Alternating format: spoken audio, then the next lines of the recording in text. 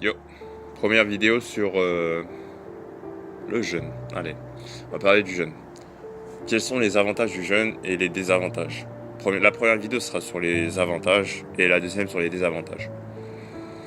Bon, déjà, le jeûne en général, pourquoi on va le conseiller? Parce que ça, en quelque sorte, réduit ton nombre de pics de glucose. Ok? Il faut éviter, et c'est le problème qu'on a la plupart du temps dans notre alimentation, c'est qu'on a beaucoup de pics de glucose. Les pics de glucose, ils vont avoir des conséquences assez néfastes sur le corps, et ça peut aller jusqu'à tout ce qui va être diabète, par exemple, et d'autres maladies métaboliques. Donc tu vas essayer de les réduire et de les éviter un maximum. Ça ne veut pas dire que tu ne dois pas en avoir, ça c'est naturel d'en avoir, parce que quand tu manges, tu en auras. Mais il faut essayer de ne pas en avoir des masses.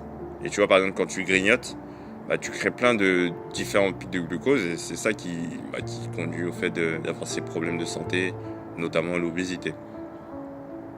Donc tu réduis tes pics de glucose, ça c'est la première raison. La deuxième raison, c'est que ça te renforce mentalement. En fait, tu deviens plus résilient. Tu vois, on connaît tous quelqu'un qui, quand il a faim, il est énervé, il faut même plus lui parler, etc. C'est comme si c'était un bébé, tu vois. C'est comme si c'était un bébé. Quand on est adulte, il faut savoir faire. Il y a des moments où tu pourras pas manger au timing où tu voulais manger. Tu vas pas faire un caca nerveux, comme on dit, parce que t'as pas pu manger. Parce que tu peux pas manger. Oui, c'est chiant, t'as faim. Oui, bien sûr que tu as faim. Mais il faut savoir quand même être un minimum résilient face à ça. En tout cas, selon moi. Et le fait de jeûner, et quand je parle de jeûne, je parle pas forcément de techniques spécifiques, hein, genre, je dis pas qu'il faut jeûner 24 heures, je sais pas quoi ça c'est. Tous les types de jeûnes. De toute façon, en fait, on jeûne un peu tous les jours. Le matin, c'est pour ça qu'on appelle le premier repas petit déjeuner. Parce qu'on jeûnait et on va déjeûner. C'est-à-dire qu'on ne jeûne plus. On va couper le jeûne.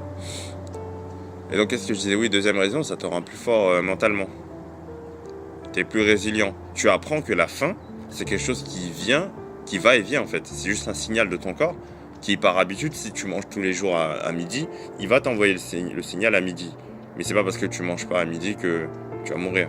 Oui, tu ressens la faim, mais ça va passer. Tu vas voir que si tu manges pas à midi, tu manges pas à 13h, tu manges pas à 14h, ça va passer.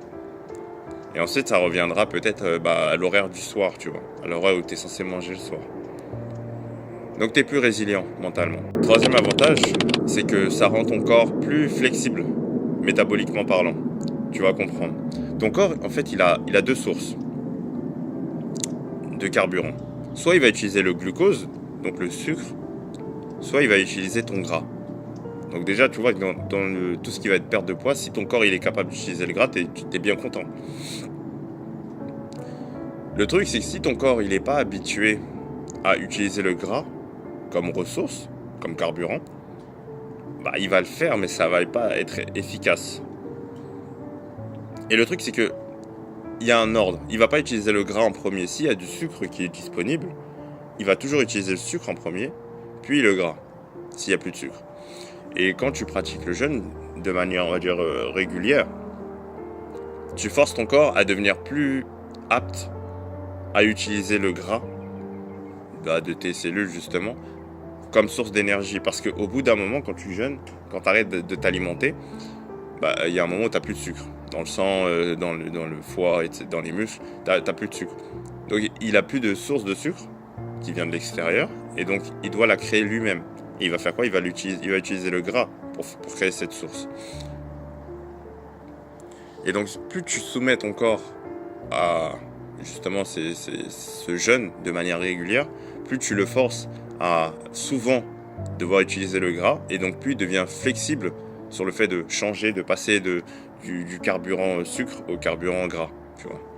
Tu l'habitues en fait, tu es en train de l'entraîner à faire ça, et tu deviens du coup plus flexible. Ça c'était le troisième point.